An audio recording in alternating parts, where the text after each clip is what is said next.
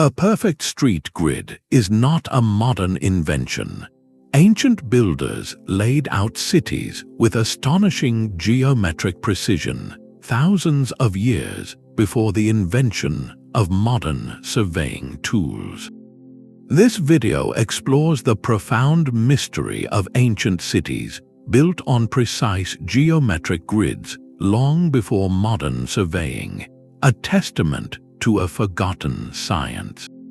By the end, you will see these ancient plans not as primitive sketches, but as sophisticated blueprints that challenge everything we think we know about early human history.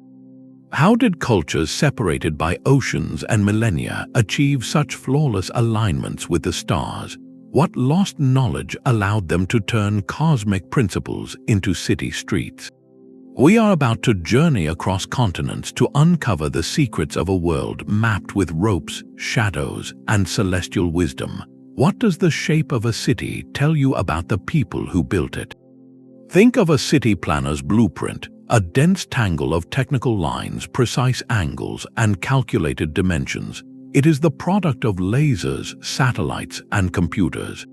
Now place that image beside an aerial view of Mohenjo-Daro, a city that thrived over 4,000 years ago in the Indus Valley. You see the same fundamental idea, a perfect geometric grid of streets intersecting at right angles, dividing the city into neat, uniform blocks. This is not a coincidence of haphazard growth. It is a deliberate, monumental statement. The grid is far more than an aesthetic preference for straight lines. It represents a profound intellectual leap, a complex fusion of engineering, social organization, and often a deep cosmological vision. To build a grid city from nothing requires a powerful, centralized authority capable of mobilizing thousands, and more importantly, it demands an advanced understanding of mathematics and spatial reasoning. Archaeologists like Jane McIntosh point out that such planning implies a society with standardized units of measurement, surveyors who could translate a theoretical plan onto vast tracts of land, and the administrative skill to see that plan through over generations. So what do we mean by a precise grid in the ancient world? We are looking for several key markers. First, a clear alignment to the cardinal directions, north, south, east, and west. Second, a remarkable consistency in the size and shape of city blocks. Third, the integration of sophisticated public infrastructure, like drainage and water supply systems, directly into the street layout. And fourth, a frequent, mysterious orientation not just to the landscape, but to the motions of the sun, moon, or stars. This foundational concept, appearing independently across the globe, presents us with our core enigma. What shared or separately discovered knowledge system enabled this practice? To begin unraveling that mystery, we must visit one of the earliest and most perfect examples of this ancient science, a city that seems to have been designed with a ruler on a blank slate. The plains of the Indus Valley over 4,000 years ago present us with a puzzle of profound silence. Here, the city of Mohenjo-Daro rose from the dry earth, not as a haphazard collection of huts, but as a deliberate geometric statement. Its layout was a masterclass in early urban design, a rigid grid of streets running precisely north-south and east-west, carving the lower city into uniform rectangular blocks. To the west sat a raised citadel, a separate district for civic and perhaps ceremonial life, overseeing the orderly expanse below. This was not merely about creating straight roads. Every element spoke of a centralized, meticulous plan. The bricks used throughout the city were standardized to a fixed ratio, identical across hundreds of buildings. Beneath those straight streets ran one of the ancient world's most advanced achievements, a comprehensive, covered drainage system that channeled waste away from homes and public spaces. Wells were placed at regular intervals, ensuring equitable access to fresh water for all neighborhoods. The renowned urban historian Spiro Kostov called it a miracle of pre-classical planning, and for good reason. This level of coordination implies a society that valued collective well-being and social order above all else. The grid was an ideology made of mud brick, a physical manifestation of equality and systematic thought. Yet, for all its physical perfection, the city offers no written explanation. The Indus Valley script remains undeciphered, its symbols etched on seals and tablets keeping their secrets. We see the breathtaking result of their knowledge, a city built with geometric precision, but we cannot hear the surveyor's instructions or the planner's philosophy. The how of their technique, the specific tools and methods used to lay out such a perfect grid across miles of land, is locked in that silence. This suggests a deep, systematized knowledge passed down through generations of master builders, a tradition so ingrained it needed no grandiose monument to explain itself. The city itself was the testament, but while Mohenjo-Daro represents a grid of earthly order and social harmony, another ancient civilization was using the same geometric principle for a very different purpose, one that reached for the stars. Across the ocean, under a different sky, another city was being drawn with the cosmos as its guide. In the high valley of Mexico, the builders of Teotihuacan were not just constructing an urban center, they were etching a sacred map of the universe onto the earth itself. Its central artery, what we now call the Avenue of the Dead, runs for over 2 miles in a breathtakingly straight line, flanked by massive platforms and leading the eye directly toward the immense pyramid of the moon. This was no ordinary street, it was a processional way of profound spiritual significance, a terrestrial echo of a celestial pathway. The genius of Teotihuacan's layout lies in a deliberate and precise misalignment. The entire city grid is oriented not to true north, but approximately 15.5 degrees east of it. This was not an error, it was a masterstroke of archaeoastronomy. Pioneering researchers like Anthony Aveni have shown this specific orientation likely targeted the setting point of the Pleiades star cluster, a profoundly important constellation in Mesoamerican cosmology, or perhaps a key solar position on the horizon. Every sunrise on certain days of the year would have reaffirmed this cosmic connection, bathing the avenue in light that validated the city's sacred geometry. This alignment was woven into the fabric of daily life. The city was divided into a rigid grid of standardized residential compounds, each one a near-identical square, housing thousands in a society that valued collective harmony and ritual order. The geometry here served a dual purpose. It organized a vast population with almost mathematical efficiency, and it transformed the entire urban landscape into a living, breathing temple. To walk the Avenue of the Dead was to participate in a ceremony, moving through a landscape calibrated to the rhythms of the heavens. Where Mohenjo-Daro's grid spoke of social and hydraulic order, Teotihuacan's grid was a spiritual manifesto in stone, proving that ancient geometry could bridge the gap between earth and sky. This philosophical ambition to build ideal societies through perfect shapes would find its most famous expression in an entirely different corner of the ancient world, born not from emperors or priests, but from the mind of a single philosopher. Yet this celestial alignment was not the only way geometry could shape a society. Centuries later and a world away, the same principle of the grid would be reimagined for a new purpose, not as a map of the heavens, but as a blueprint for human reason itself. In the wake of the Persian Wars, around the year 479 before the Common Era, the Greek city of Miletus lay in ruins. Its destruction presented a profound opportunity, a blank slate upon which a revolutionary idea could be drawn. The man credited with this vision was a citizen of Miletus, Hippodamus, a figure who was part philosopher, part architect, and part political theorist. He proposed a radical new way to organize urban space, a system so influential it would bear his name for millennia, the Hippodamian plan. This was not a plan revealed by the gods or dictated by tradition. It was for the first time in recorded history a conscious, rational theory of city building born from human intellect. The principles were elegantly logical. The city would be laid out on a strict orthogonal grid of straight streets intersecting at perfect right angles. This geometric skeleton was then divided into 3 distinct zones, one for sacred and religious buildings, one for civic and public life, and one for private residences and commerce. Every function had its designated place, creating a city that was legible, efficient, and orderly. The philosopher Aristotle, in his work Politics, noted that Hippodamus was the first to devise a plan for the ideal city, a man who aimed to create a political community of exactly 10,000 citizens, divided into 3 classes. While his specific social model was debated, the physical blueprint was a triumph. The rebuilt Miletus became its living testament.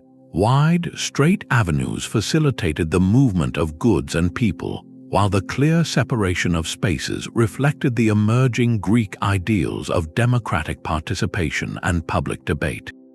The agora, or marketplace, was not an afterthought but the planned heart of civic interaction. This grid was a tool for social engineering, a physical manifestation of the Greek pursuit of logos, or reasoned order.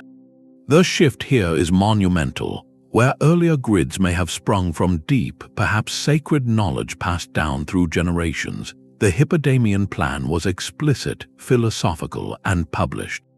It marked the moment when geometry moved from being an implicit tool of cosmic alignment or social control to an explicit science of human habitat. But this brilliant theory raises an immediate and practical question. How did Hippodamus, or any ancient planner before him, actually translate these perfect angles and straight lines from a philosopher's mind onto the uneven, unpredictable surface of the real world? But how do you draw a perfect right angle across a mile of empty land without a single modern tool? The answer lies not in complex machinery, but in profound simplicity.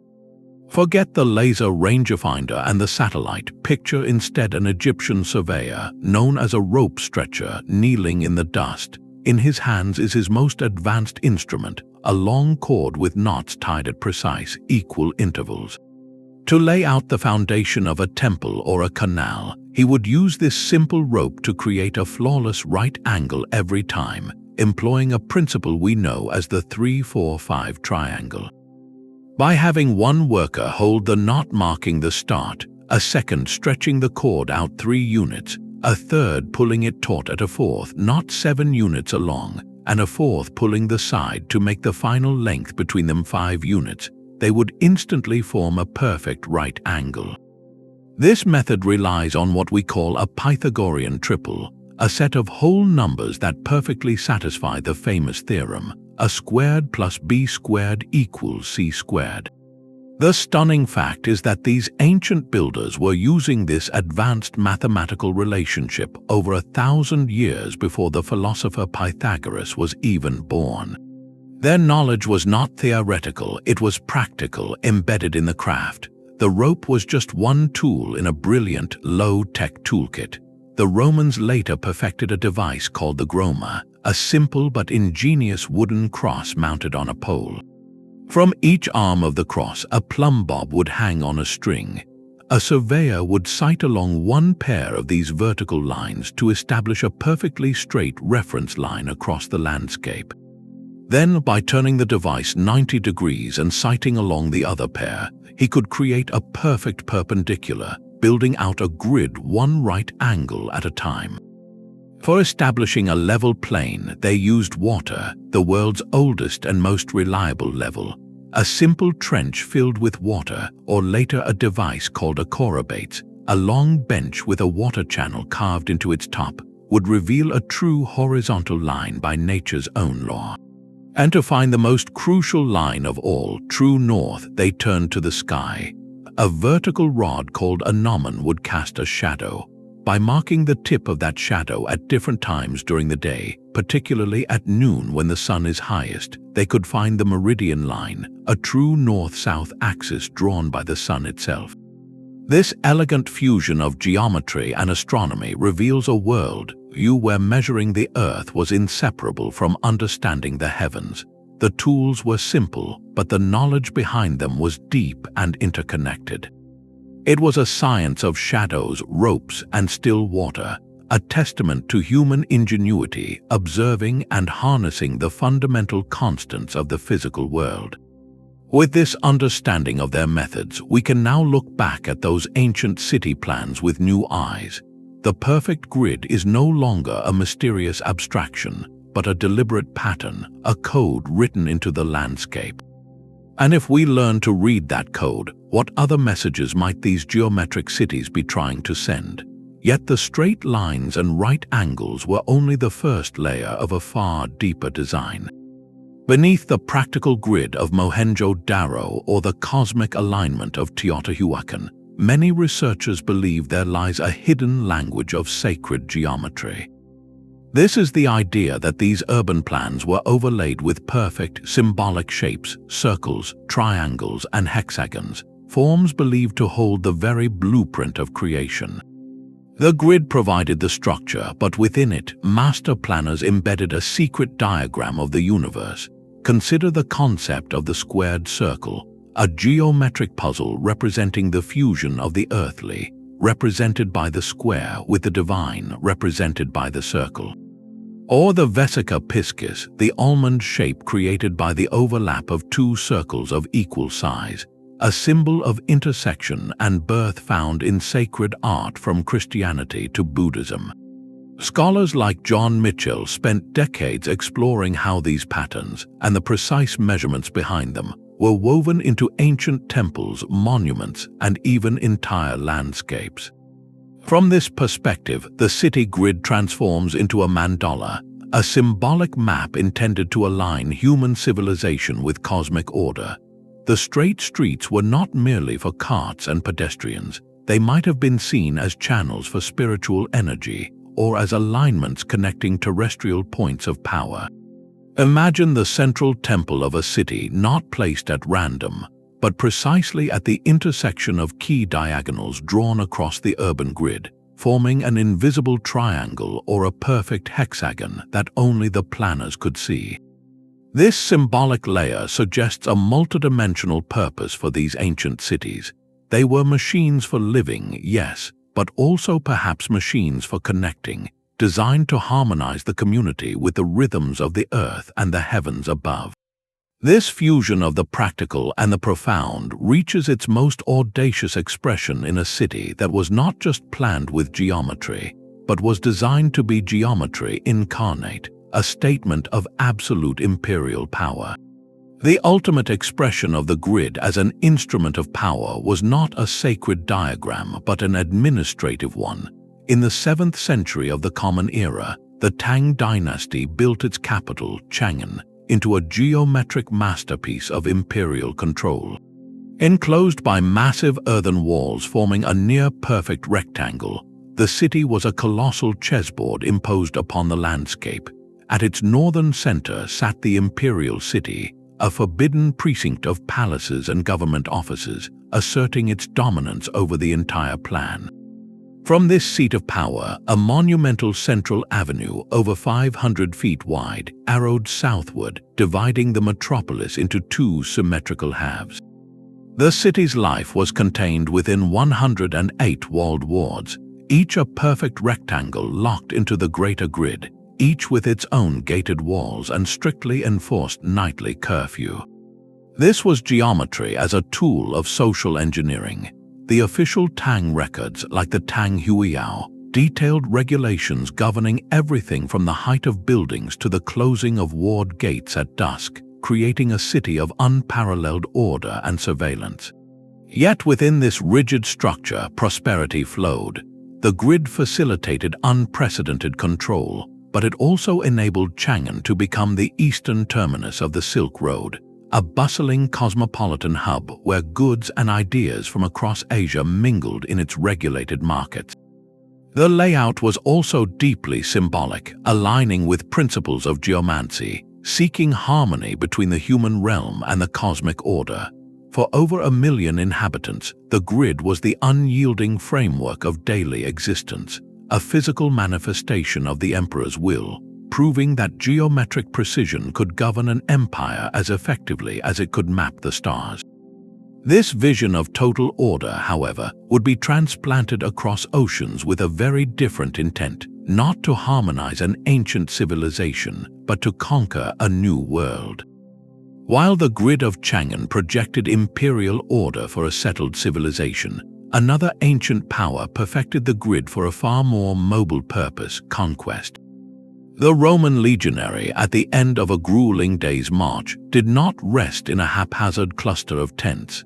He built a fortress. This was the Castrum, a temporary fortified camp constructed with breathtaking speed and uniformity, a perfect square or rectangle stamped onto any landscape from the deserts of Syria to the forests of Germania.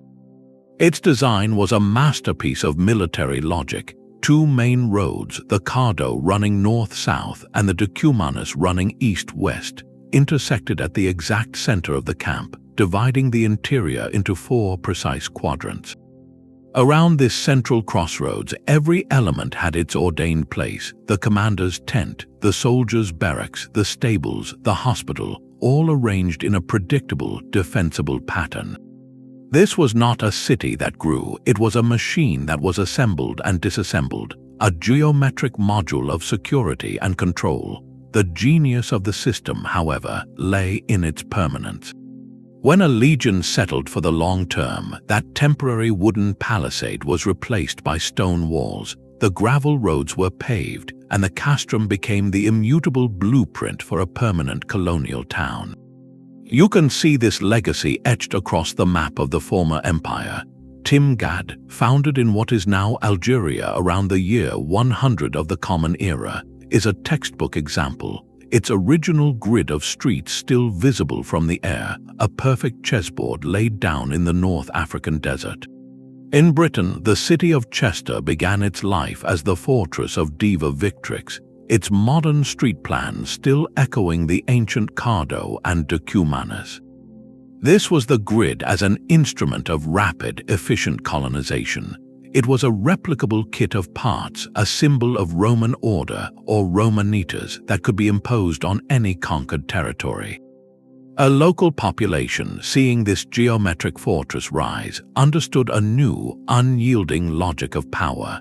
The system allowed for swift administration, easy movement of troops, and the clear imposition of Roman law and culture. It was pragmatic, scalable, and utterly powerful, showing geometry in the explicit service of empire building. This practical replication across continents presents us with a pivotal question. When we see the same perfect grid appear in the Indus Valley, in Mesoamerica, in China, and across the Roman world, are we looking at evidence of a shared, perhaps even lost, ancient knowledge that spanned the globe? Or are we witnessing the brilliant, independent invention of the same logical solution by cultures who never met? This presents us with a fundamental historical riddle. Did the perfect grid, this blueprint for civilization, originate in one place and slowly spread across the ancient world, carried by traders, migrants, or forgotten explorers? Or did the same brilliant idea simply occur to different cultures entirely on their own as the natural solution to a universal problem? This is the great debate between diffusion and independent invention. On one side, diffusionists point to tantalizing, though often speculative, connections. They suggest that advanced maritime cultures, perhaps predating recorded history, could have traversed oceans, sharing architectural and planning concepts. They highlight the striking similarity in the use of standardized bricks and advanced drainage between the Indus Valley and early Mesopotamian cities, hinting at possible contact along ancient trade routes. Could a master concept of the ordered city have been a piece of intellectual cargo, passed from one civilization to the next like a precious spice? The alternative theory is powerfully compelling in its simplicity. Scholars like the archaeologist Bruce Trigger argued that cultural similarities often arise from common functional necessities, not from contact. The grid, in this view, is not a borrowed secret but an inevitable discovery. Once a society reaches a certain size and complexity, the need to allocate land fairly, to move people and goods efficiently, and to impose administrative order creates immense pressure for a systematic layout. When you combine that pressure with the basic, almost universal discovery of the rope stretches 3-4-5 triangle and the gnommon's north-seeking shadow, the orthogonal grid becomes a logical, almost mathematical conclusion. It is the simplest way to divide space equally and navigate it predictably. This debate touches on something profound about human nature. Are we, as a species, connected by a shared thread of ancient knowledge, a single flame passed from hand to hand? Or does our ingenuity burn independently in isolated hearths, yet consistently produces the same light? The evidence suggests a fascinating middle path. The form of the grid may indeed be a convergent solution, a brilliant answer independently arrived at by different cultures facing similar urban equations. But the meaning infused into that form, the purpose behind the straight lines, varied dramatically. For the Romans, it was a tool of control. For the Greeks, a diagram of reason. For the builders of Teotihuacan, it was a sacred map. This reveals that geometry itself is a neutral language, and each civilization wrote its own philosophy within its angles. To understand the most ambitious of these philosophies, we must examine a city that was not merely aligned with the cosmos, but was designed to be a perfect miniature of it, a geometric model of the entire universe. The spiritual ambition to model the entire universe within a city's walls reached its zenith in the jungles of Southeast Asia. Angkor Thom, the last great capital of the Khmer Empire, was not merely a royal city, it was a cosmic mandala carved from stone. Approaching its gates, one is met by a vast, perfect square, each side stretching for nearly 2 miles, defined by a towering laterite wall and a wide, still moat. This immense geometry was a direct representation of Hindu and Buddhist cosmology. The moat symbolized the primordial cosmic ocean. The walls were the mountain ranges at the edge of the world, and at the exact center rose the enigmatic Bayon Temple, its forest of serene stone faces representing the gods. This central temple stood as Mount Meru, the axis of the universe, the home of the deities. The city's grand avenues, aligned precisely to the cardinal directions, connected the central temple to 4 monumental gates, one in the middle of each wall. Each gate was crowned with the same serene, all-seeing faces, ensuring that every entrance into this divine realm was watched over by a celestial guardian. The entire plan was a sacred diagram, a vast machine for maintaining harmony between the earthly kingdom and the cosmic order. Scholar Elena Manica, in her meticulous studies of Angkor's temples, detailed how the dimensions and alignments of the Bayon correspond to astronomical cycles, tying the king's reign to the measured movements of the sun and moon. Inscriptions speak of the founder, King Jayavarman VII, not just as a ruler but as a divine architect, reconstructing the universe in microcosm to ensure the prosperity and stability of his realm. The grid here, though partially adapted to earlier structures and the natural landscape, served a purpose far beyond traffic or trade. To walk its processional causeways was to traverse a map of creation itself, moving from the outer ocean of chaos toward the inner mountain of enlightenment. This was geometry as an act of devotion, a spiritual technology where every right angle and aligned gateway was a prayer in stone, ensuring the kingdom's alignment with divine forces. The precision required for such a task was staggering, a testament to a society that could measure the heavens to shape the earth. The precision of these cosmic cities rests on a single, invisible line, the axis of the world. Establishing a perfect north-south or east-west orientation without a magnetic compass was one of the ancient world's greatest intellectual achievements. It demanded not just skill, but a patient, generational dialogue with the heavens. The primary tool for this conversation was deceptively simple: a vertical rod called a gnomon planted firmly in level ground. A master surveyor would not simply glance at its shadow at noon. Instead, he would engage in a year-long vigil, carefully marking the tip of the shadow cast by the rod at the same time each day. Over the seasons, these marks would trace a curved path, the shortest shadow cast on the summer solstice and the longest shadow cast on the winter solstice defined the extreme limits of the sun's annual journey. The true meridian line, the perfect north-south axis, was found by bisecting the angle between these two solstice points. This method required meticulous record-keeping and an understanding of the solar cycle that could only come from centuries of accumulated observation. At night, other fixed guides were available. Certain stars, like those near the North Celestial Pole, appear to rotate around a fixed point in the sky without ever setting. By sighting on these circumpolar stars, an observer could find a consistent northern reference, a celestial anchor in the turning vault of night. The true test of this knowledge was in its execution over vast distances. Consider the practical challenge. An error of just a single degree in establishing your baseline direction seems negligible on a small plot, but extend that line for 1 mile and your target will be off by over 90 feet. Over the 500-foot width of a massive pyramid base or the 2-mile length of an avenue, that tiny error would compound into a visible, embarrassing misalignment. This is why the near-perfect cardinal orientation of the Great Pyramid of Giza, or the precise 15.5-degree alignment of Teotihuacan, is so staggering. It speaks of a process refined to an exquisite degree, likely managed by a specialized class of individuals who blended the roles of priest, astronomer, and surveyor. Their work was a sacred science, an applied mathematics that translated celestial order into terrestrial geometry. This profound empirical understanding that the Earth could be measured by the sky finds its most legendary expression in a city said to be laid out by a ruler who was considered a living god.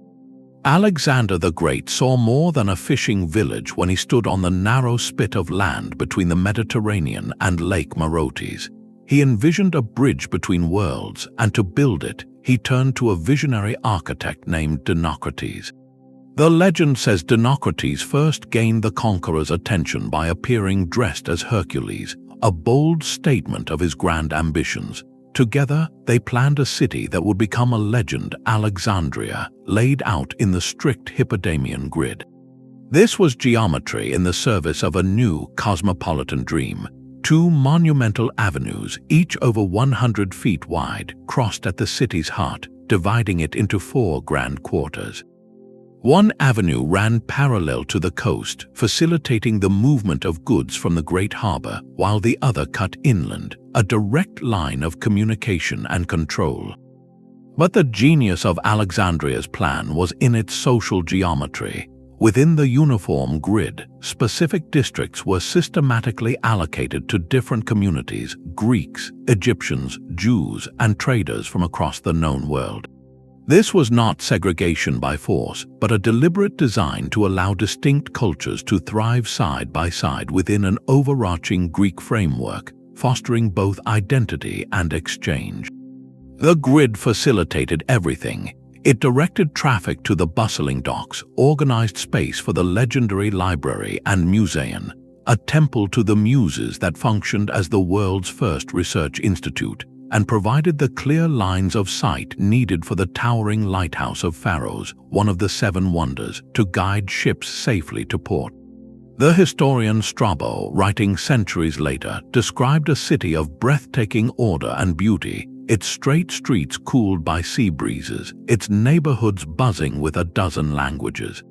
Alexandria's grid was the physical engine of Hellenistic globalization, a geometric net cast to capture and refine the knowledge, wealth, and cultures of 3 continents.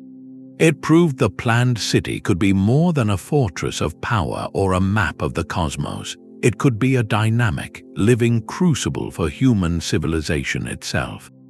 Yet, even as this Greek ideal spread, another perfect grid was taking shape in complete isolation, a testament to the same brilliant logic arising on the other side of the world. Far from the Mediterranean's open exchanges, a different kind of geometric logic took shape in absolute isolation. On the sun-baked coastal plain of ancient Peru, the Chimu Empire built its capital, Chang'an, not as a single open city, but as a sprawling, modular fortress of power. Its form was a stunning departure from the grids we have seen. Instead of wide public avenues, imagine 10 enormous, walled citadels known as ciudadelas, standing in a loose line along a roughly north-south axis. Each one was a city within a city, a vast rectangular compound of towering adobe walls, some over 30 feet high, enclosing a world of profound secrecy and control. Step through a single, narrow entrance into one of these labyrinths, and you would find not a free-flowing street plan, but a rigid internal grid of baffling corridors, sunken plazas, and countless small storage rooms, all arranged with a repetitive, almost obsessive geometric precision. This was not a grid designed for public movement or cosmic alignment. This was a grid of absolute compartmentalization. Archaeologists believe each citadel served as the palace, administrative center, and final resting place of a successive Chimu ruler. When a king passed, his compound was sealed, becoming a sacred mausoleum, and a new, nearly identical citadel was constructed right beside it for his successor. The entire city was a physical chronology of power, a dynasty written in mud brick. The precision here served a starkly practical purpose: total administrative control. The maze-like corridors funneled movement, restricting access to inner sanctums. The hundreds of identical storage rooms, called audientias, held the empire's wealth, textiles, precious metals, and food, meticulously inventoried and guarded. This geometric order was the backbone of a rigidly stratified society, where the ruler's absolute authority was mirrored in the unyielding symmetry of his walled compound. Yet, to support this vast urban population in one of the driest deserts on Earth, the Chimu demonstrated another facet of their genius, a breathtaking network of hydraulic engineering. They constructed canals over 50 miles long to divert river water for irrigation, turning the barren coast into fertile farmland. This technical mastery over their environment undoubtedly informed their urban planning. The same mindset that could precisely survey and maintain a massive canal system could also impose a perfect geometric order on a palace complex. Chang'an forces us to expand our definition of the ancient grid. It shows us that precision could be turned inward, creating not a map for the public, but a locked diagram of social hierarchy.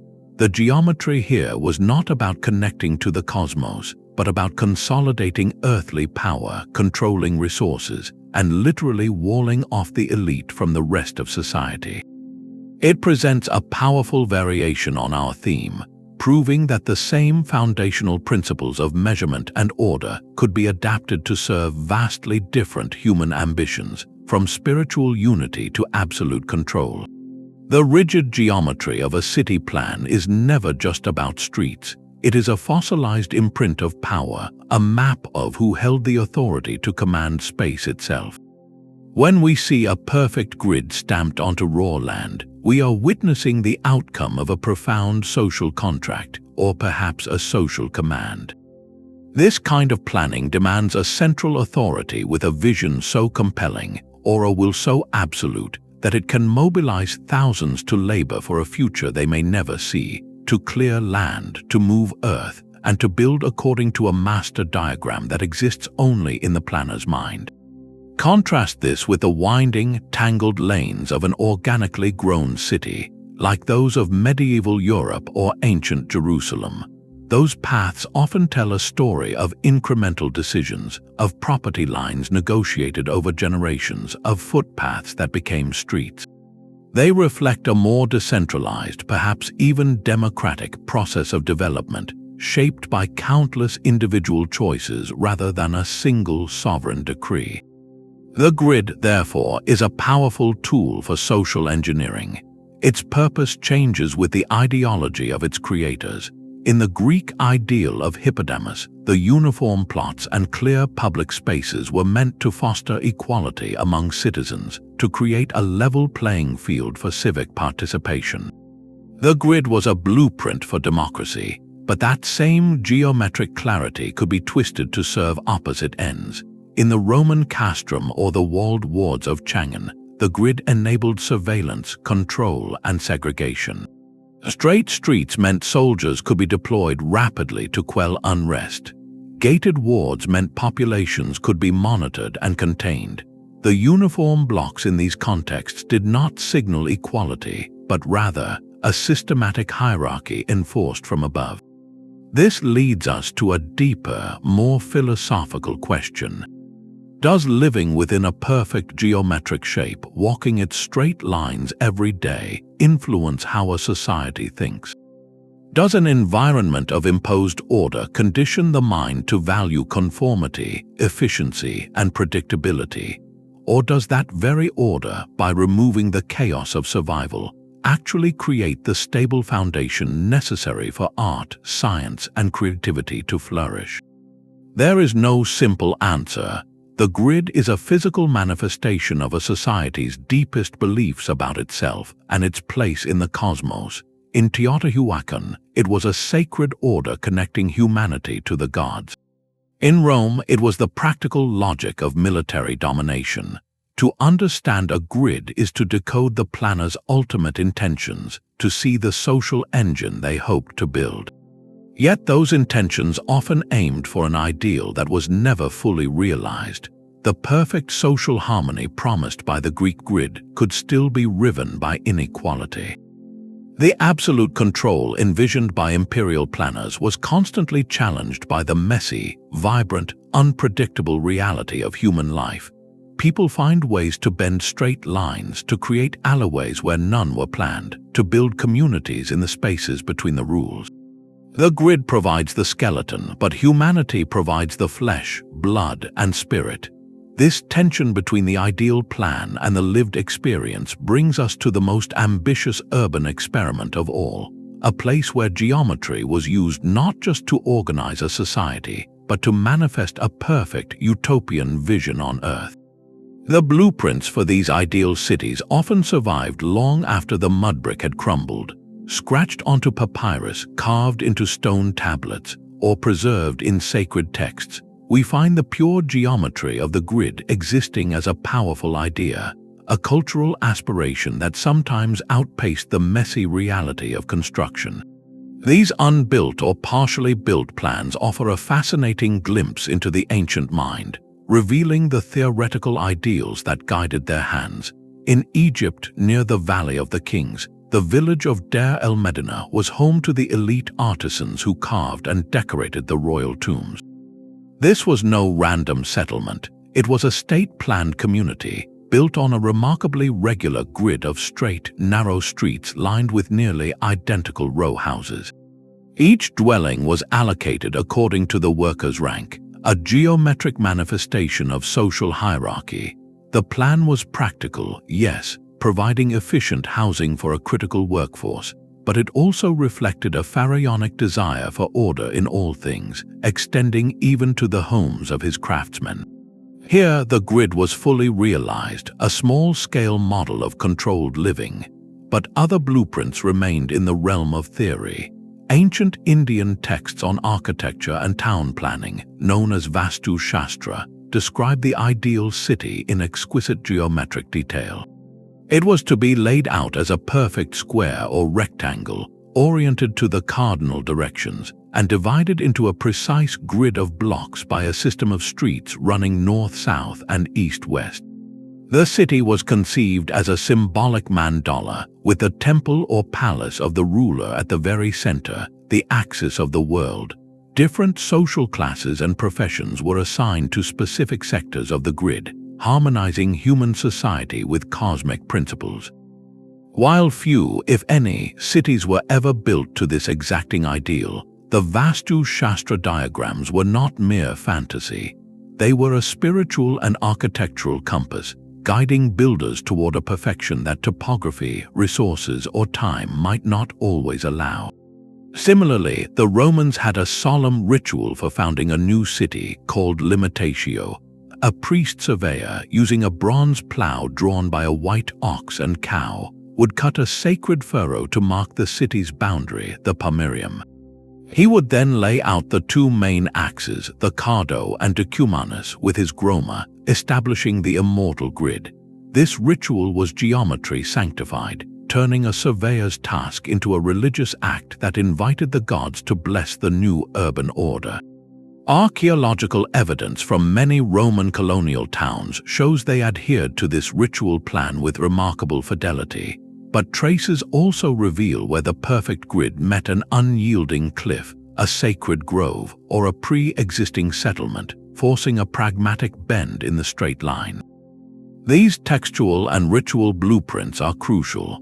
They show us that the concept of the geometric city was deeply embedded in cultural knowledge, a shared ideal across civilizations.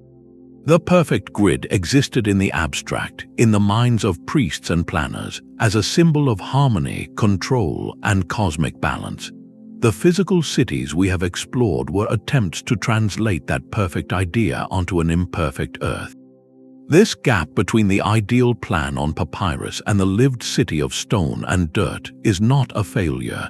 It is a testament to the enduring power of the idea itself. The aspiration toward geometric order was a driving force, a target they aimed for even when the arrow fell short. And aiming for that target meant confronting the monumental physical challenges of the land itself. A perfectly level plain was a luxury few ancient planners could rely on. The true test of their geometric vision came not on a blank slate, but on a canvas of steep hills, plunging ravines, and jagged cliffs. The commitment to the grid was so profound that it justified reshaping the very earth to accommodate its perfect angles. This was geometry as an act of defiance against topography.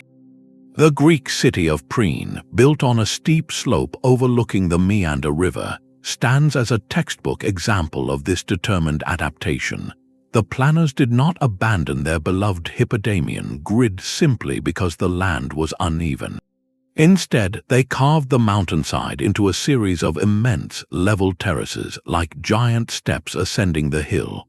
On each of these artificial platforms, they then laid out their rigid network of straight streets and rectangular blocks. Walking through Priene, you would move along a flat, gridded street, only to reach a steep staircase or a retaining wall that marked the transition to the next terraced level of the city. This was an engineering marvel that required sophisticated surveying to ensure each tier was perfectly horizontal and aligned with the one below, using water levels and sighting poles to maintain the integrity of the overall plan across the slope. The grid here was not a surrender to the easiest path, but a declaration that human order would prevail over natural chaos. This same principle, taken to even more extreme altitudes, defined the architectural genius of the Inca. In the breathtaking heights of the Andes, the Inca built planned settlements like Ollantaytambo with a geometric precision that embraced the mountain rather than fighting it.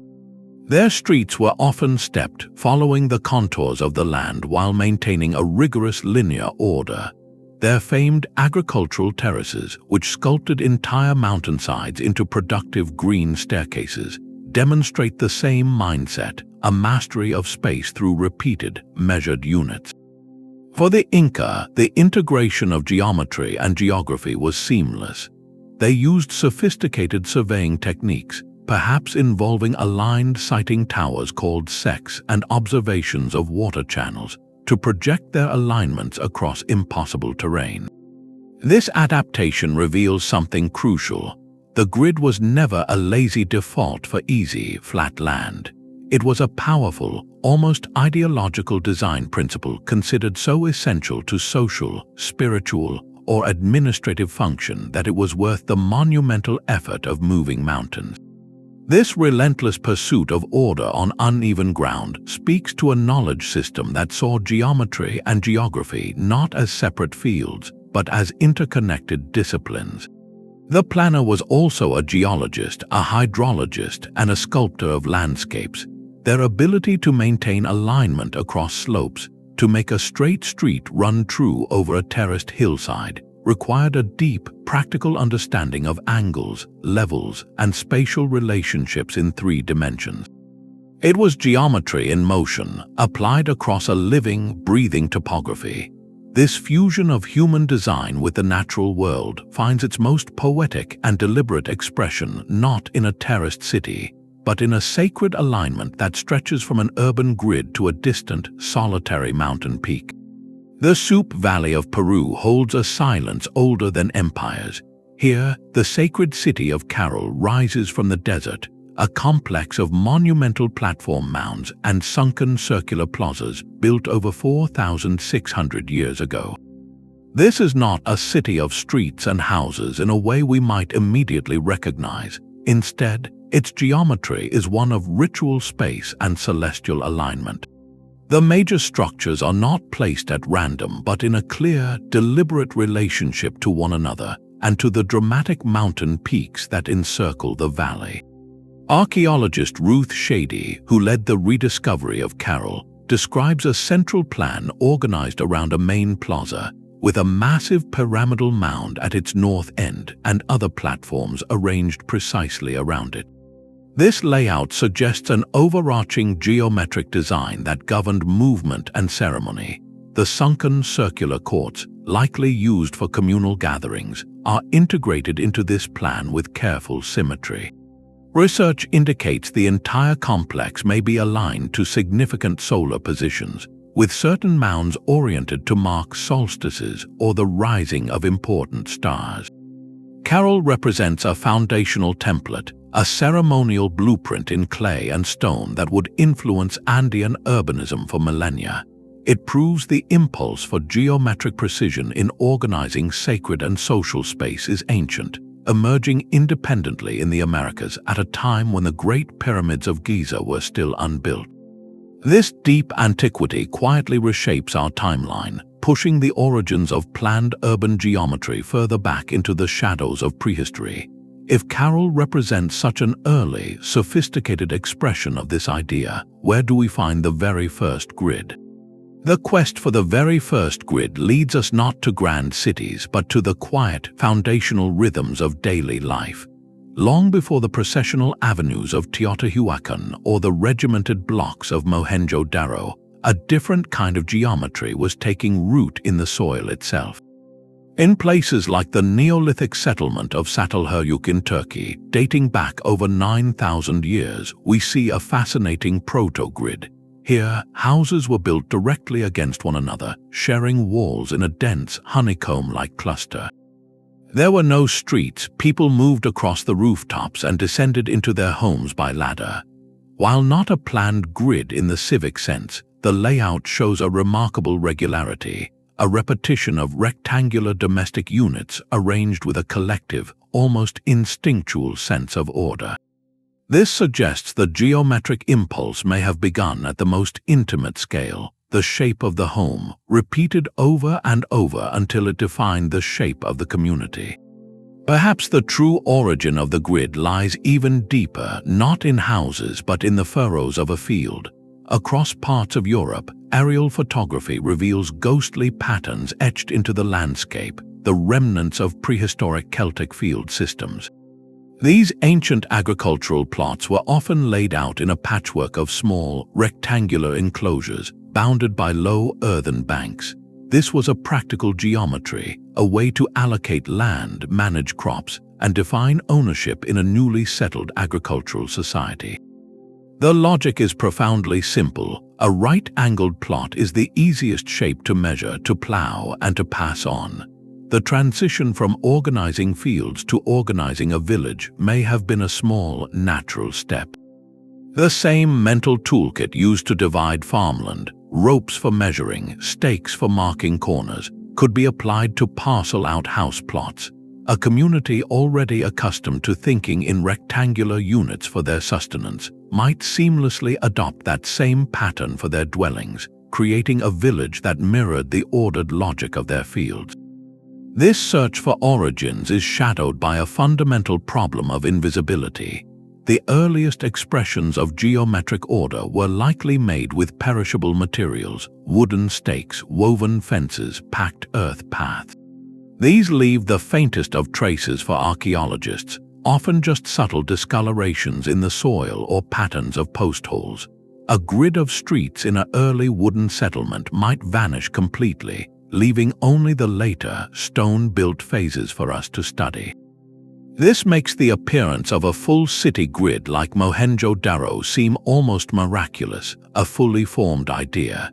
In reality, it was likely the culmination of millennia of incremental development, a tradition of land measurement and spatial reasoning that evolved in the background, practiced by generations of farmers and builders long before it was immortalized in brick and stone.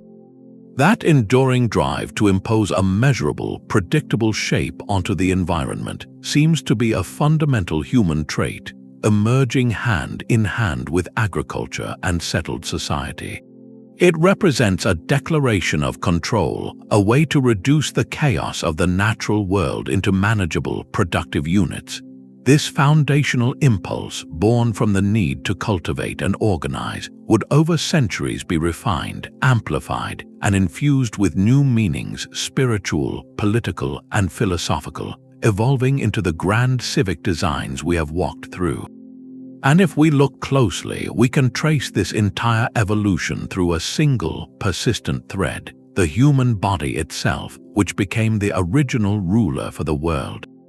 The straight line of a city street is an illusion of simplicity. It rests upon a hidden foundation, a single, repeated number. Without a universally agreed upon unit of length, a perfect grid dissolves into chaos. Every civilization that mastered the geometric city first had to answer a deceptively simple question: how long is a length? Their answers gave us the royal cubit, the Roman foot, the precise module of the Indus Valley.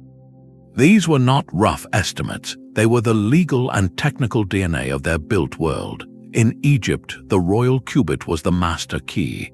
It was not merely the length from a man's elbow to the tip of his middle finger, it was a sacred unit enshrined by the state. Physical master cubits, carved from hard stone like black granite, were kept in temples and distributed to royal workshops. These stone rulers, often inscribed with the name of the reigning pharaoh, were the absolute standard against which all other measuring rods were checked. A worker building a pyramid or a surveyor laying out a temple precinct did not use his own forearm. He used a wooden rod that had been certified against that unyielding stone original. This system of metrology, the science of measurement, transformed an organic body part into a precise, reproducible abstraction. It allowed an architect in Memphis to draw a plan that could be executed flawlessly by thousands of workers at Giza, hundreds of miles away, because everyone was speaking the same mathematical language. The Roman pes or foot functioned similarly. While also based on a human scale, it was standardized across the vast empire for military and civil engineering. The consistent size of Roman bricks, the predictable dimensions of legionary tents, the uniform widths of roads, all stemmed from this controlled unit. This was not just about convenience, it was about control and replication. A standard module meant you could prefabricate. In the Indus Valley, the evidence is baked into the bricks themselves. The bricks used to build Mohenjo-Daro and Harappa are not random. They conform to a strict ratio of 4 to 2 to 1 in their dimensions. This standardization is astonishing, appearing across an area larger than ancient Egypt or Mesopotamia.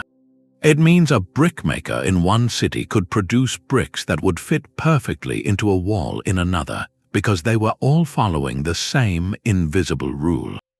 The existence of such rigorous standards tells us something profound about these societies. It implies a powerful central authority, a bureaucracy capable of enforcing technical specifications across great distances and over generations. It speaks to a level of trust in the system. A craftsman had to believe that the module he used today would be the same one used by the builder who would occupy his plot a year from now. The grid you walk through is in essence the physical multiplication of that standard module across the landscape. Each city block is that module repeated 10 times or 50 times or 100 times. Each house plot is a multiple of the fundamental unit. This metrological consistency is what turned a grand vision from a single planner's mind into a shared reality for thousands. It allowed for the division of labor on a colossal scale. One team could be cutting standard bricks, another laying standard foundation trenches, all because the numbers were locked in place. There is a poetic symmetry here. These ancient societies looked to the human body, the cubit from the arm, the foot from the step, to measure their earthly creations. Yet they often looked to the heavens, to the predictable cycles of sun and stars, to find the eternal constants they sought to emulate. In standardizing their units on the ground, they may have been mirroring the perfect, repeatable order they observed in the sky above. The grid, then, is more than streets. It is a field of mathematics made visible, a testament to the human desire to find a common measure for an uncommon world. The surveyor's cord and stone cubit were tools of a deeper magic. To measure the land was also to listen to it, to align a city's geometry with invisible currents of energy believed to flow through the earth and sky. This ancient science of placement, known broadly as geomancy, framed the grid not as a mere convenience, but as a sacred technology for harmonizing human life with cosmic forces. In China, the practice of feng shui, meaning wind and water, guided the placement of everything from a home's front door to an emperor's tomb. Its principles sought to balance the complementary energies of yin and yang and to channel the life force or kai through the environment. A key tool was the bogwa, an 8-sided geometric diagram that mapped different life aspects like health, wealth, and family onto the sectors of a space. A city planner using these principles would orient the entire urban grid to welcome beneficial energies, perhaps aligning major gates with protective mountain ranges or ensuring water, a symbol of prosperity, flowed in an auspicious direction. The perfect rectangle of Chang'an was not just an administrative grid, it was a geomantic act designed to secure the dynasty's mandate from heaven. A similar, even more mathematically precise system flourished in India under the name Vastu Shastra.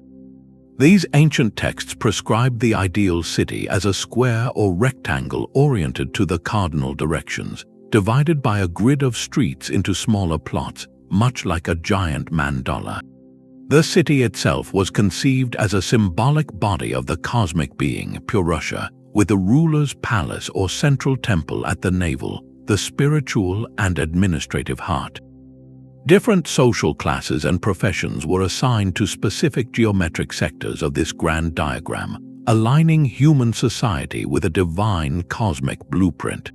The street grid, in this view, was the physical skeleton of a living, spiritual organism. These traditions were not unique to Asia. Cultures worldwide developed their own geomantic practices. The Polynesian navigators who settled islands across the Pacific practiced a profound science of placement, orienting their marae or sacred platforms to stellar and solar alignments, integrating their communities into the rhythms of ocean and sky. This transforms our understanding of the ancient surveyor. He was not merely an engineer with a rope and a shadow pole, he was a diviner, a priest of place. His task was to read the landscape's hidden energies, to sense the flow of water and wind, and to interpret the messages of the stars.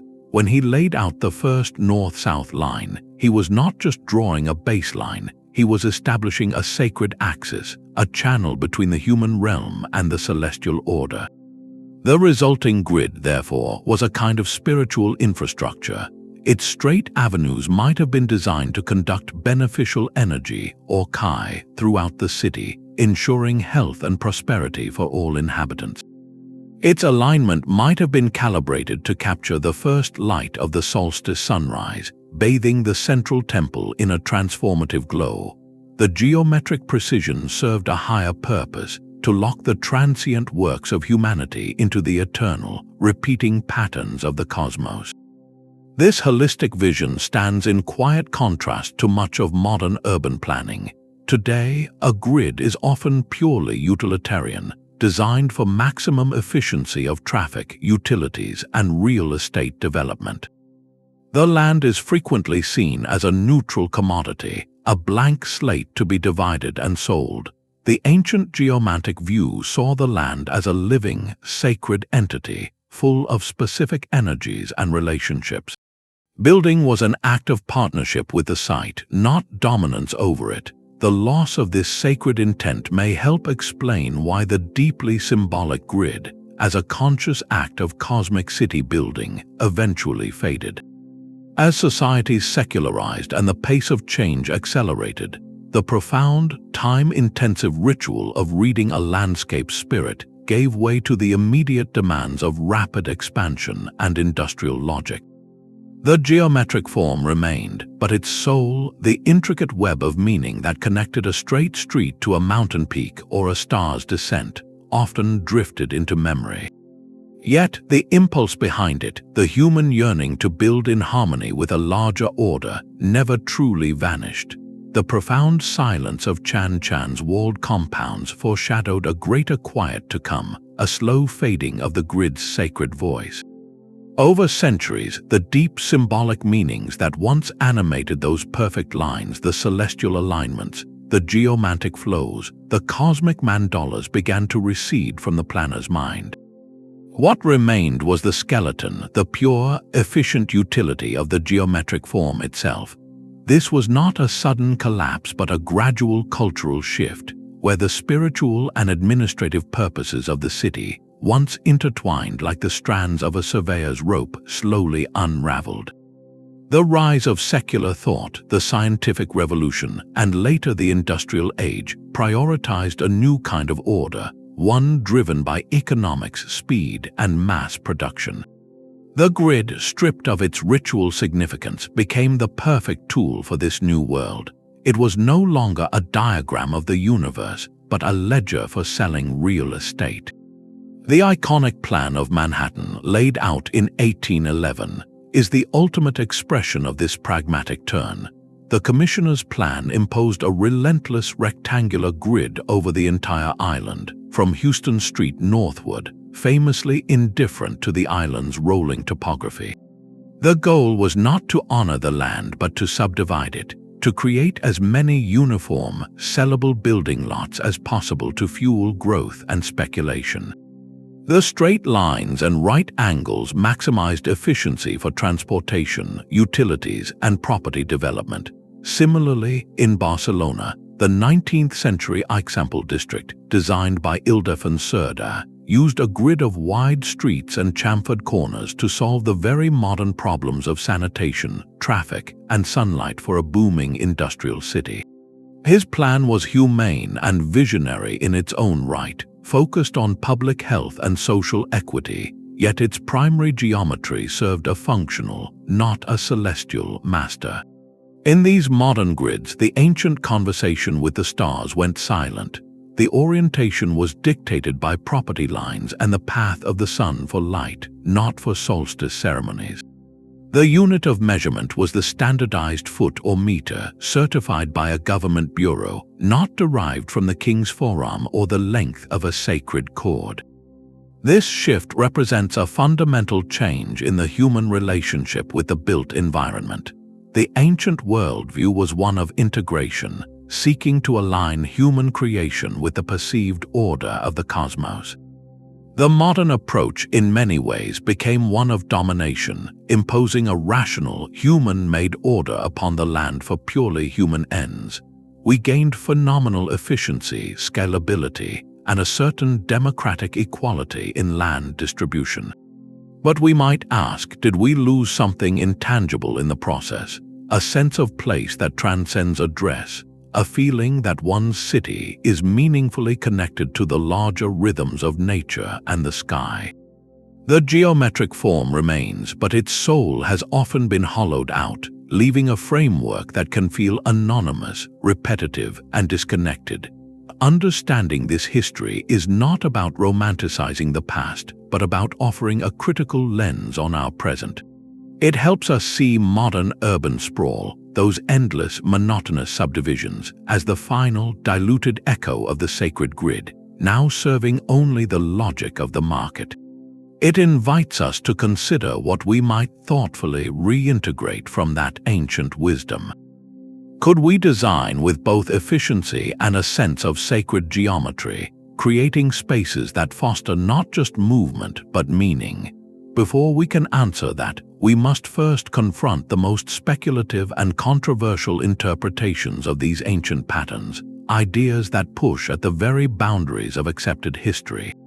The straight lines of these ancient cities cast long shadows, and in those shadows, more speculative explanations have taken root.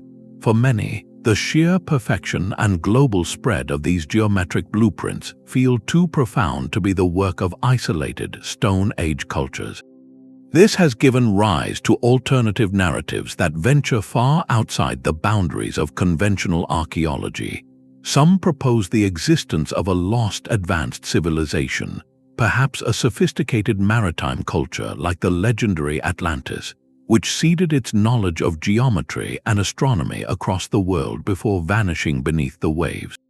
Others look to the stars, suggesting that extraterrestrial visitors provided the technical knowledge or even the direct blueprints for these precise urban forms. Authors like Erich von Däniken popularized these ideas decades ago, while figures like Graham Hancock have more recently argued for a forgotten cycle of human history, where an advanced global culture was wiped out by a cataclysm, leaving only fragments of its knowledge behind in the world's oldest monuments. It is important to understand that mainstream archaeology and history firmly dispute these conclusions.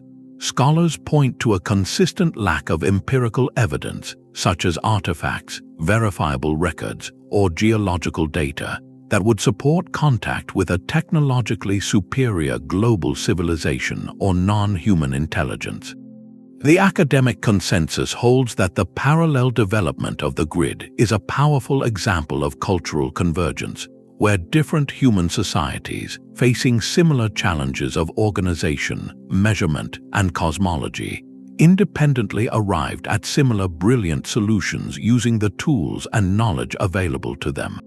The story told by the archaeological record is one of slow, incremental human innovation, not a sudden gift from outside.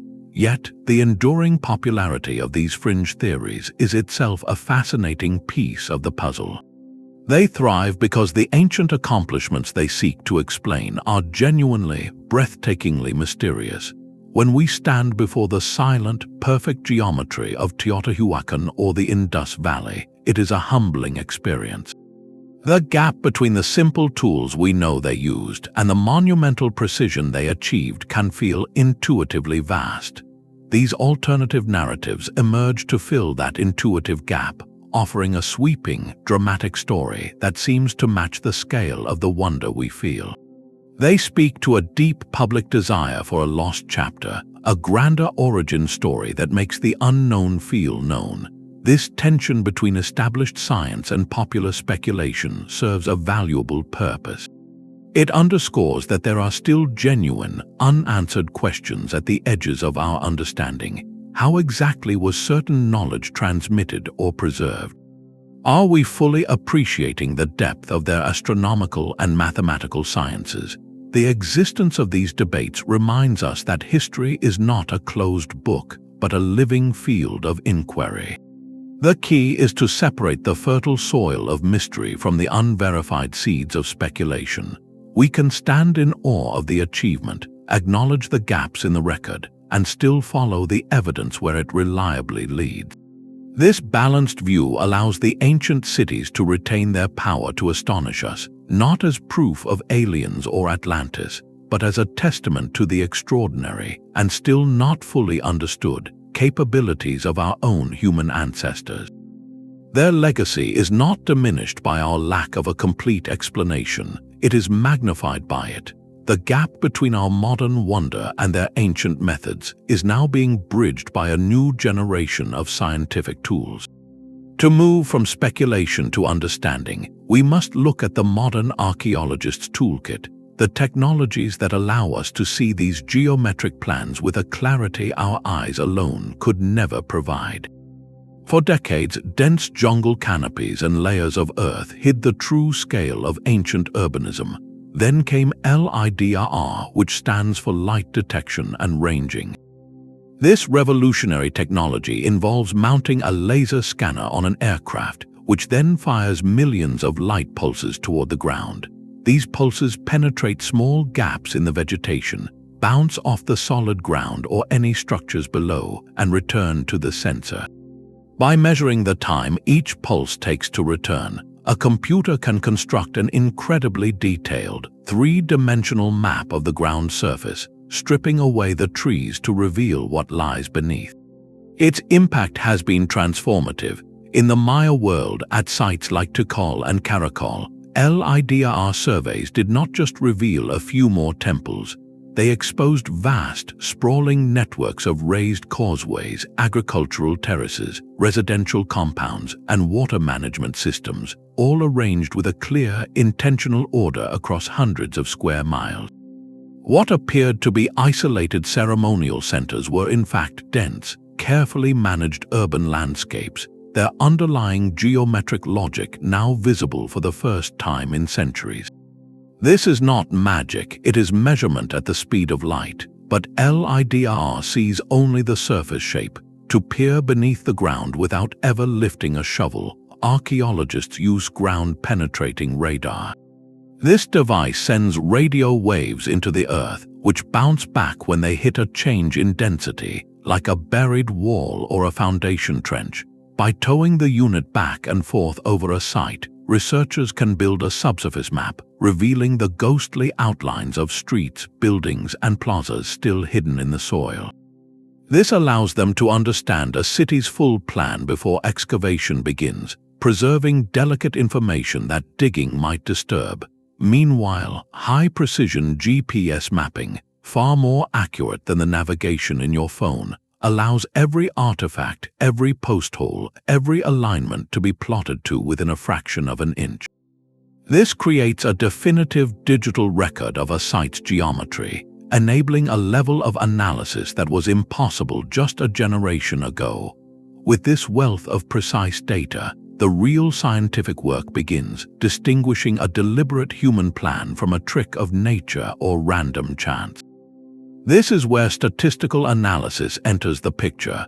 Archaeologists can take hundreds of measurements, the orientations of walls, the alignments of streets, the placement of monuments, and feed them into computational models. They ask a simple but powerful question: is this pattern consistent enough to rule out random chance? If 98% of a city's major structures are aligned within 1 degree of a true cardinal direction, the probability that this happened by accident is vanishingly small. It is a signal of intent. Stratigraphy, the study of soil layers, provides the chronological backbone. By carefully excavating and recording the sequence of deposits, archaeologists can determine which wall was built first, which street was laid over an older pathway, piecing together the evolution of the urban grid over time. This empirical, step-by-step process demystifies the past. It shows us that while the ancients' methods were ingenious, our own tools are now allowing us to appreciate the full sophistication of their achievements. We are not relying on legend, we are building a case with data. This synthesis of technology and analysis allows us to finally distill the core principles that unite these diverse grids across time and space.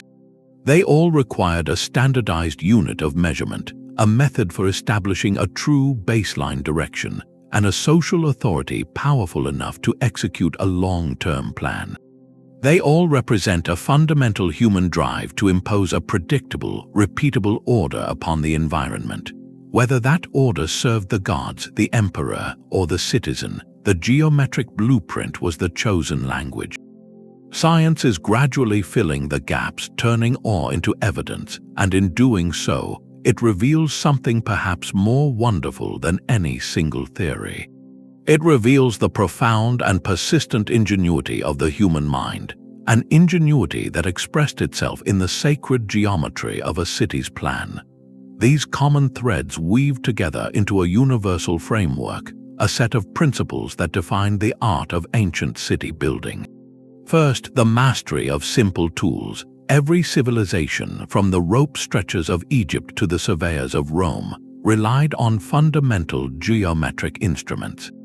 The knotted cord, the shadow-casting gnomon, the water level, and the groma were not primitive, they were perfectly adapted.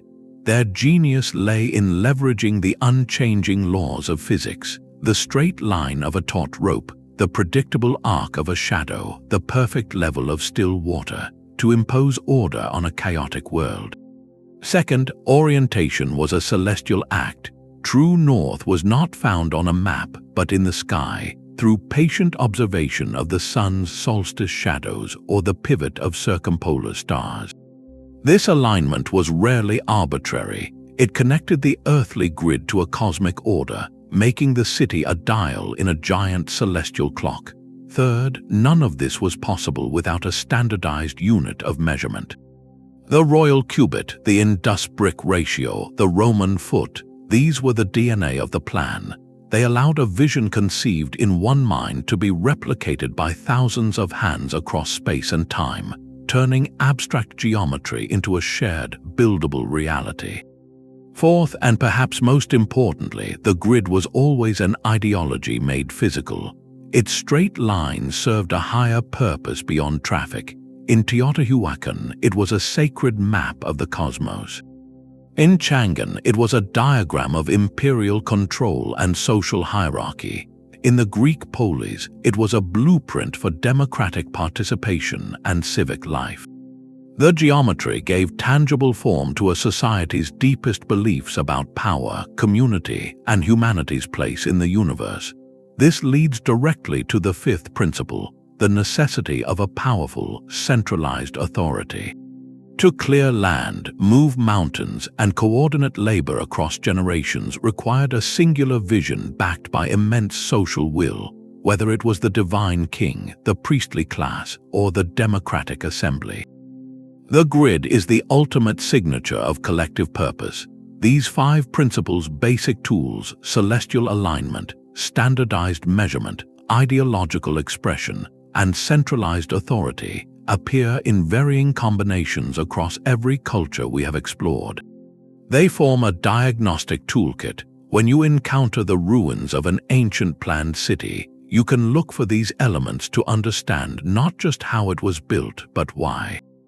The grid was never just a street plan. It was simultaneously a cultural manifesto, a technological triumph, and a profound intervention into the natural environment.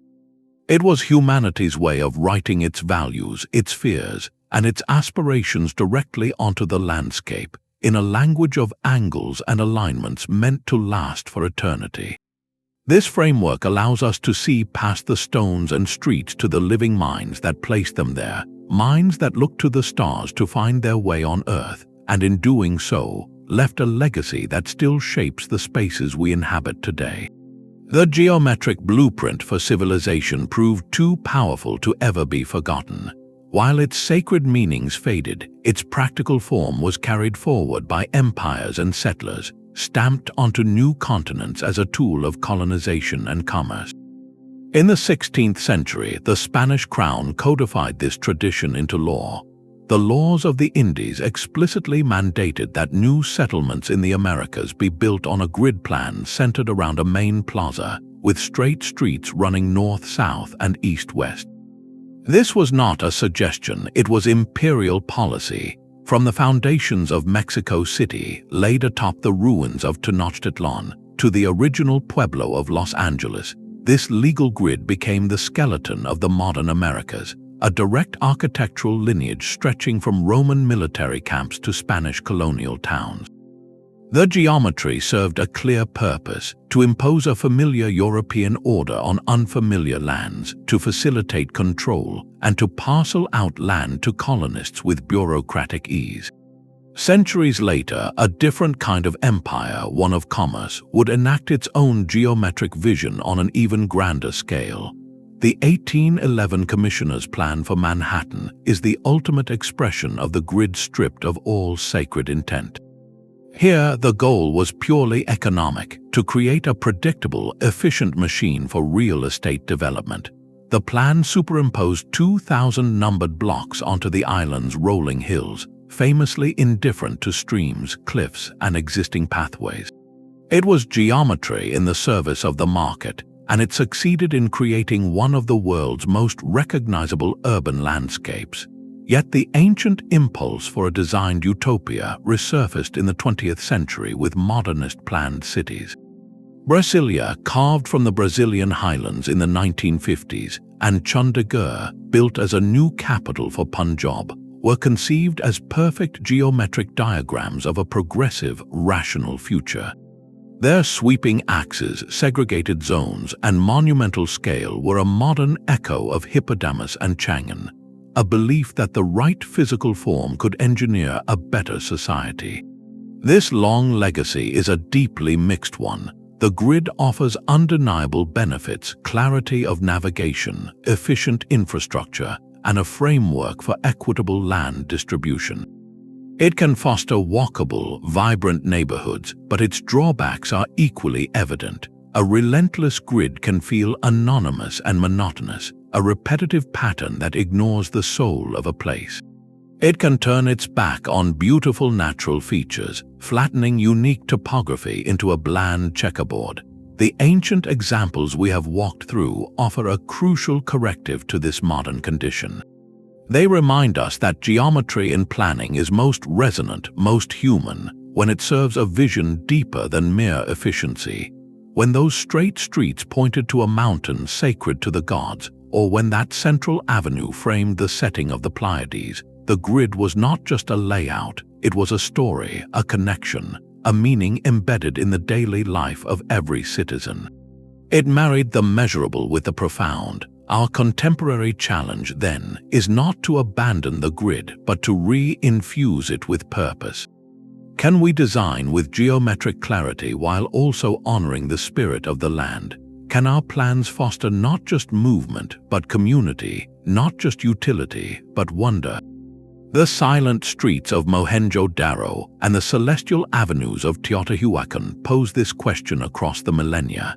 They suggest that the most enduring cities are those whose geometry speaks not only to our need for order, but to our timeless yearning to belong to something greater than ourselves. This journey across millennia reveals a single, unifying truth. The perfect grid was never just about streets and property lines. It was the highest expression of a civilization's worldview, a physical equation where the variables were power, cosmos, and community. From the celestial mathematics of Teotihuacan to the administrative chessboard of Chang'an, each geometric plan was a profound synthesis. It wove together precise astronomy, rigorous engineering, and deep spiritual belief into the very fabric of daily life.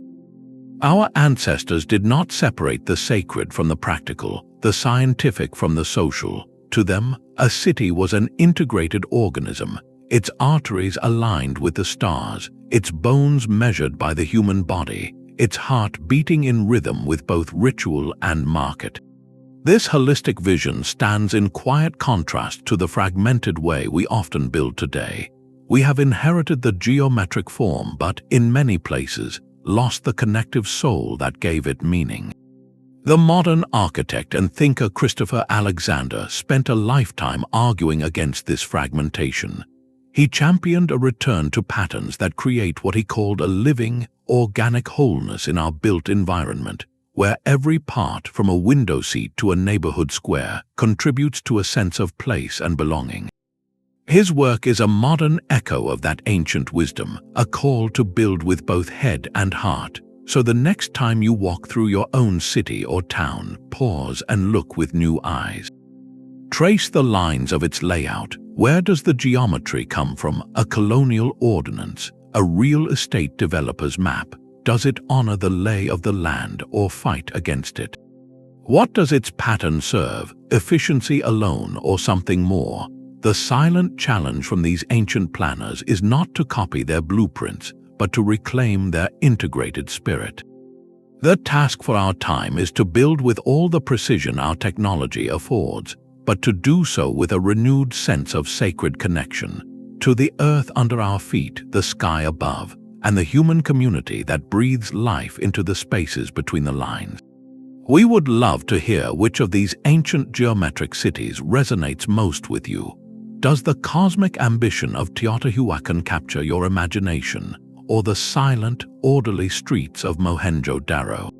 Share your thoughts in the comments below, and if you enjoyed this journey into the deep past, subscribe to continue exploring the mysteries that shape our world.